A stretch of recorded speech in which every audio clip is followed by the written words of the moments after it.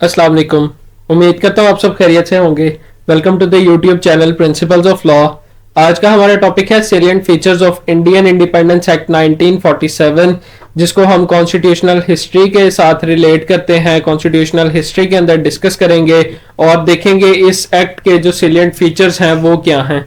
सबसे पहले इसका इंट्रोडक्शन देखते हैं कि इंडियन इंडिपेंडेंस एक्ट 1947 जो है ये यूनाइटेड किंगडम का पार्लियामेंट के अंदर एक एक्ट पास हुआ था, जिसके ऊपर जो ब्रिटिश इंडिया था उसको दो हिस्सों में तकसीम किया गया था। दो नए ममालिक वजूद में आए थे, एक इंडिया और दूसरा पाकिस्तान। ये जो एक्ट है इसके ऊपर किंग ने साइन किए थे 18 जुलाई 1947 को, और उसके बाद पाकिस्तान 14 अगस्त 1947 को मार्ज वजूद में आया और इंडिया 15 अगस्त 1947 को मार्ज वजूद में आया। अब जो लॉर्ड माउंटबेटन थे वो इंडिया पहुंचते हैं 24 मार्च 1947 को, और जैसे ही वो पहुंचते हैं उन्होंने ऐलान किया कि जितने भी इख्तियारात हैं ब्रिटिश के सब कॉन्टिनेंट के अंदर, ब्रिटिश इंडिया के अंदर, वो तमाम जो है इंडियन हैंड्स के हवाले वो कर देंगे, हिंदुओं के हाथों में दे देंगे। हिंदू हैं, मुसलमान हैं, जो भी उस वक्त के लोग,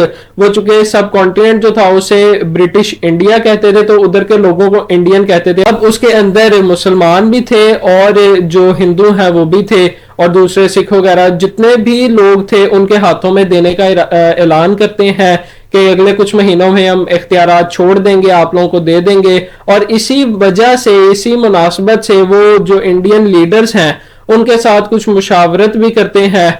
अब जिस तरह वक्त गुजरता जाता है, एक इंडिपेंडेंस बिल पेश होता है ब्रिटिश पार्लियामेंट के अंदर 4 जुलाई 1947 को, और वो पास हो जाता है 18 जुलाई 1947 को। नेक्स्ट हेडिंग है इंडियन इंडिपेंडेंस एक्ट 1947। अब जो दो रियासतें हैं वो कायम होती हैं इस एक्ट के अकॉर्डिंग, जो कि पास होता है ब्रिटिश पार्लियामेंट की तरफ से। ब्रिटिश गवर्नमेंट अपने तमाम इख्तियारात सरेंडर कर देती है, छोड़ देती है, गिव अप कर देती है सब कॉन्टिनेंट से, और जो दो नई रियासतें बनती हैं उनको पूरे इख्तियारात दे दिए जाते हैं कि वो अपना आइन बनाएं और अपनी असम्बलियां कायम करें अपने मुल्क के अंदर।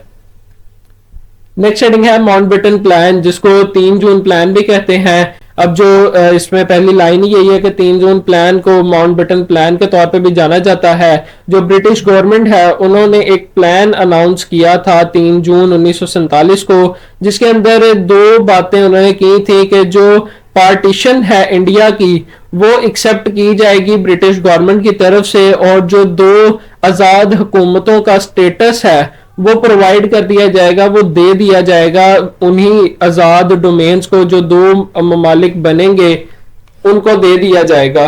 नेक्स्ट हेडिंग है ऑब्जेक्ट की। जो मेन ऑब्जेक्ट है 3 जून प्लान का वो यही है कि इसने दो रियासतों को कायम किया था, दो रियासतों को बनाया था। नेक्स्ट हेडिंग है सेलिएंट फीचर्स। अब जो सेलिएंट फीचर्स हैं इंडियन इंडिपेंडेंस एक्ट के उनको डिस्कस करते हैं। सबसे पहले है पार्टीशन ऑफ इंडिया, के इंडियन इंडिपेंडेंस एक्ट 1947 के तहत जो इंडिया था उसको तकसीम किया गया था और दो नई आज़ाद रियासतें कायम की गई थी, एक इंडिया और दूसरा पाकिस्तान। अब जो पहले इंडिया की मैं बात करता है वो ब्रिटिश इंडिया है, और ब्रिटिश इंडिया की तकसीम हुई थी, फिर उसके बाद इंडिया और पाकिस्तान कायम हुए थे।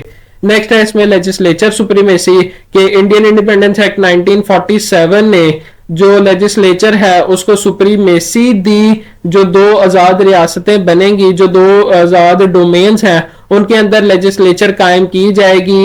ये जरूरी नहीं है कि जो दोनों रियासतें हैं वो एक्सेप्ट करेंगी ब्रिटिश कॉमनवेल्थ को, कि अगर वो उसका मेंबर बनना चाहें तो ये उनकी मर्जी के ऊपर डिपेंड करता है। अगर पाकिस्तान बनना चाहता है तो वो उसको इनकार नहीं करेंगे, अगर नहीं बनना चाहता तो जबरदस्ती नहीं है, और अगर इंडिया उसका मेंबर बनना चाहता है तो भी उसकी मर्जी है, और अगर वो उसको चूज नहीं करता, उसका मेंबर नहीं बनना चाहता, तो उसके ऊपर भी कोई जोर जबरदस्ती नहीं है।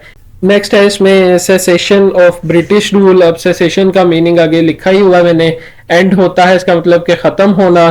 तो जो रूल्स पहले चल रहे थे ब्रिटिश के सब कॉन्टिनेंट के अंदर उसको खत्म किया गया, उसका इख्तिताम हुआ, और जो दो नई रियासतें कायम हुई उनको ये इख्तियारात दिए गए कि वो अपने मुल्क के अंदर अपना कानून, अपने असूल कायम कर सकते हैं।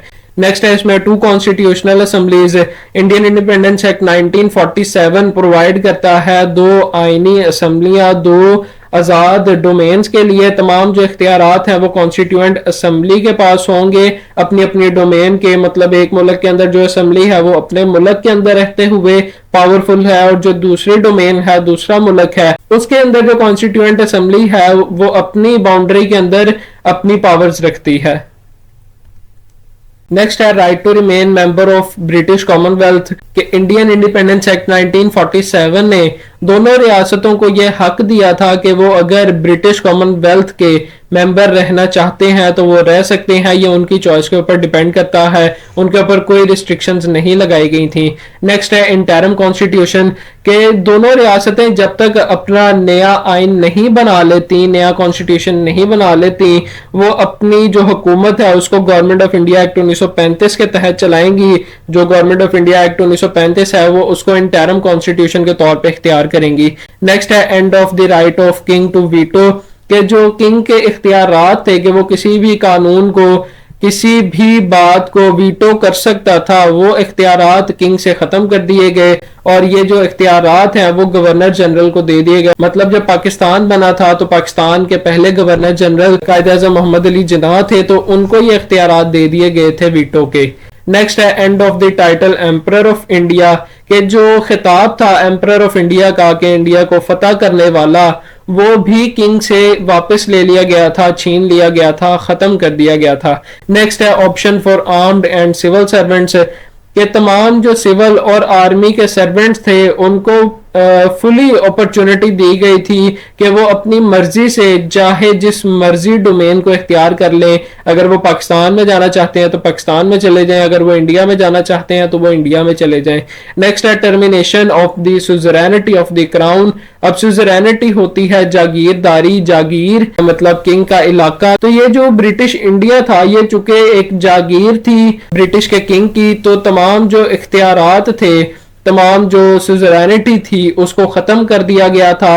अब तमाम जो उसमें मुआहदे किए हुए थे किंग ने, उन तमाम मुआहदों को भी खत्म कर दिया गया था और वो जो रूल्स बनाए गए थे वो भी तमाम खत्म हो गए थे 15 अगस्त 1947 के बाद।